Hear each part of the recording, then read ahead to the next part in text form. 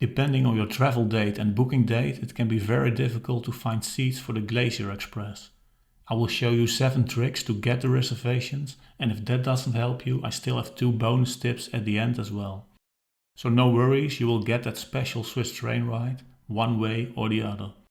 Let's first take a look at our Glacier Express page that you see over here. I will go to the section where we explain about prices, tickets and reservations.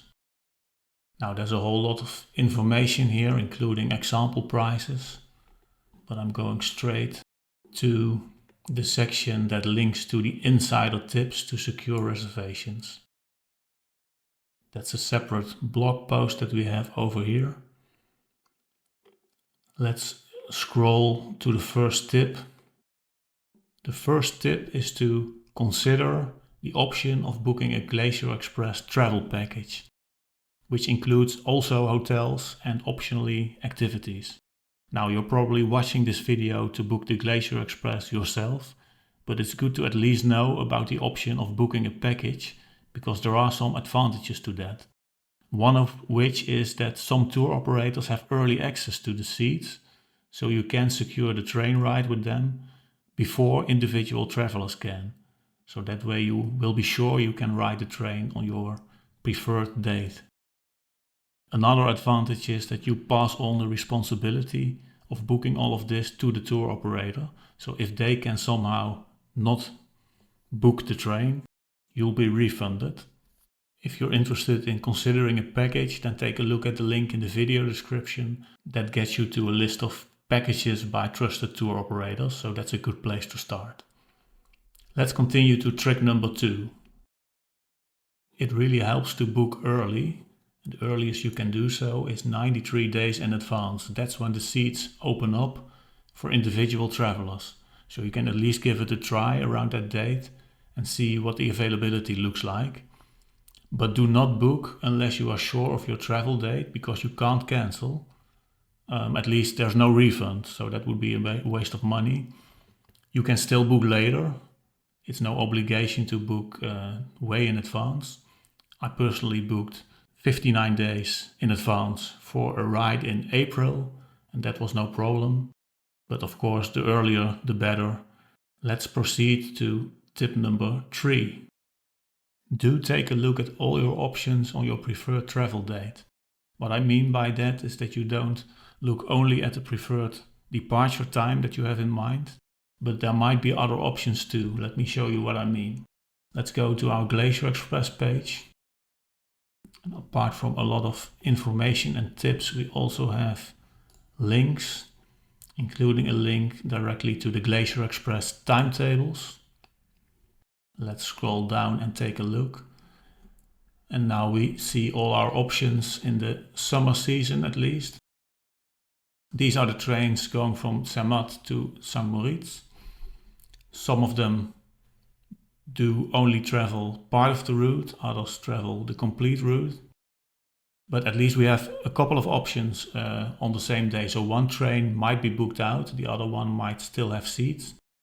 And a very interesting option that is new since 2024 is this afternoon train. In this case, it departs from Brieg and arrives at St. Moritz in the evening at 9 p.m. Now, this is a rather good option, especially if the other trains are booked out. And it gives you, for example, the opportunity to still do a morning excursion before you leave for the Glacier Express ride. These afternoon trains tend to be less popular, so there might be seats still left on those trains. One thing to keep in mind though is the sunset times. So if you travel midsummer, that's no problem. If you travel in spring or in fall, it might be dark already during the last 1 or 2 hours of the ride, so do keep that in mind. Another tip is to also consider the travel classes. If you have in mind to travel second class, for example, and it's booked out, then check first class too. There might still be seats left there, and you can take advantage of those if you buy an upgrade ticket to first class. So you can still board that train in that case. The fourth trick is to check again closer to your travel date.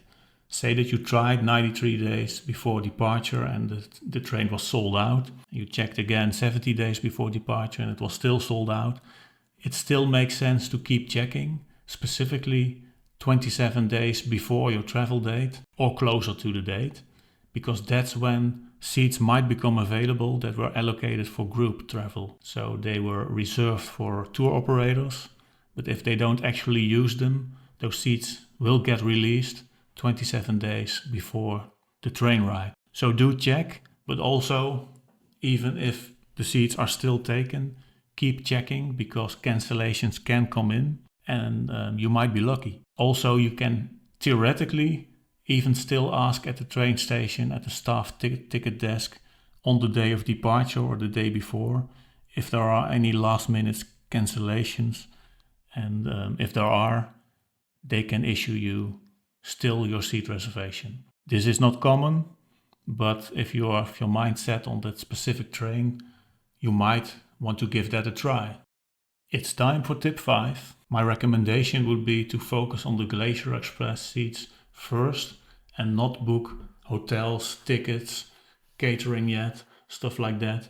Just focus on the seats, and once they are secured, you know your travel date, your travel time, then focus on all of the rest. For example, travel tickets or rail passes are a completely separate thing from seat reservations. So you can book a seat on a train even when you have no ticket or train pass yet at that point in time. That's no problem.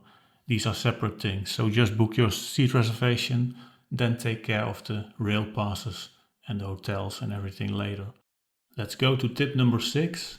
That one is specifically for people traveling with young children under 6 years old. You could consider not booking a seat for them.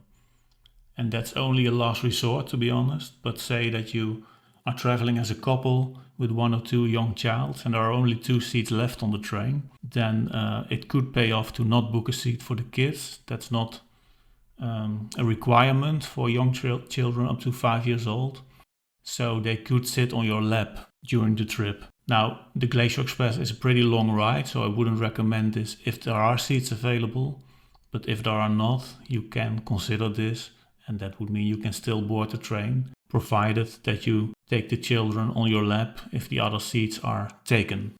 Let's go to trick number 7, and after that I will go to my bonus tips.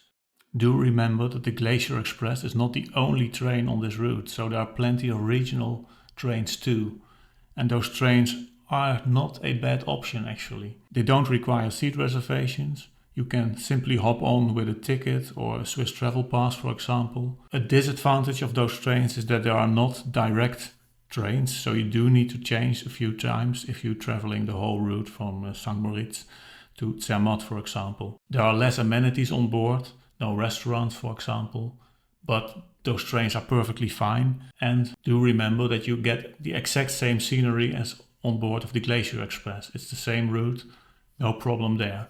So there's always a way to see the Glacier Express route by regional regular trains. My bonus tip number 1, in case the entire route is booked out for your preferred travel date, is to consider traveling part of the route on board of the Glacier Express. I'll show you what I mean. Let's go to the Glacier Express page and then to the map where it shows the entire route. So here in the middle of the route, for example, is the town of Andermatt, a really nice town where all Glacier Expresses stop.